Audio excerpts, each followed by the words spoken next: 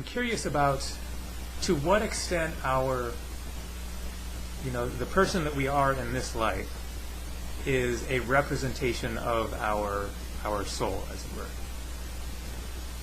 And because there's kind of the like spiritual catchphrase of that it's all just kind of a movie that we're stepping into and playing our parts. Yes.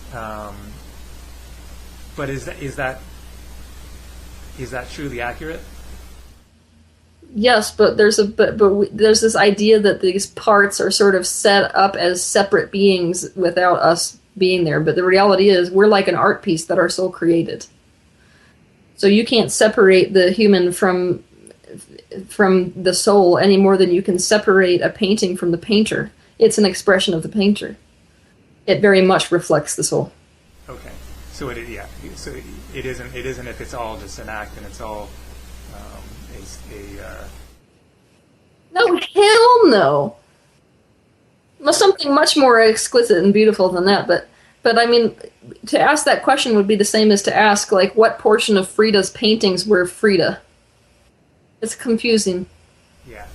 No, I like that a lot better. Just because I don't resonate with the idea that it's all just an act. Well, it is an act, and you're worthless, right? And what? I'm teasing you. What was the second part that you said there? I said it is an act. I said it is an act, and you're absolutely worthless. No, I think that a lot of our analogies are useful. It's like anything in the spiritual field can be used for your benefit or for your detriment, I've noticed. So we like to take these analogies and then run with them and apply them to everything when it's very much so about the circumstance that analogy is put forth for the purpose of. So we put forth analogies like you're walking into a movie theater to help people understand that, like, walking out of the movie theater with death is a really easy transition. That's when it's a good idea to use that analogy. When we lose it is when we use that analogy in accordance with self-worth or whatever, stuff like that. And now we start to think, oh my gosh, it's absolutely worth it. Like, it's meaningless. It's just a stupid game that, like, it's already been set up. I don't even have a choice, That's a good thing that we need to say to everybody. Everybody out there, okay? Every single analogy, every single thing that's said spiritually can be used in context appropriately or out of context to do a lot of damage to yourself. They're necessarily insufficient and incomplete. Yes. Yeah.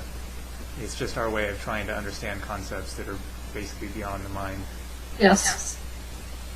So is there a energetic gender in some context to the soul?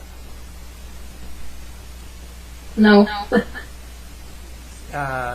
So there isn't even like a tendency in one direction or the other?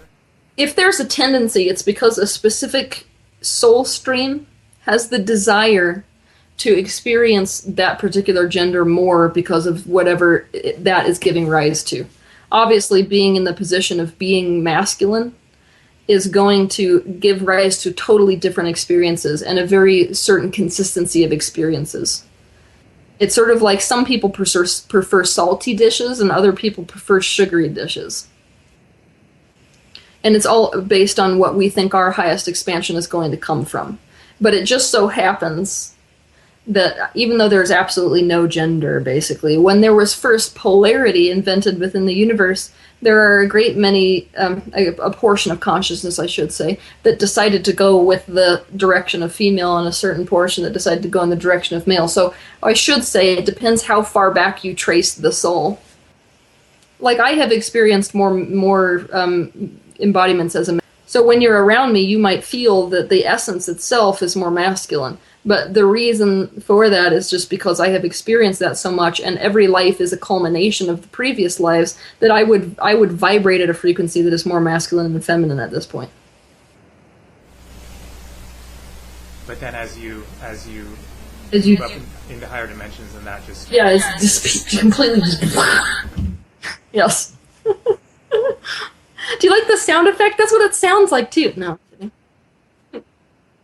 It really doesn't sound anything like that, but I like sound effects.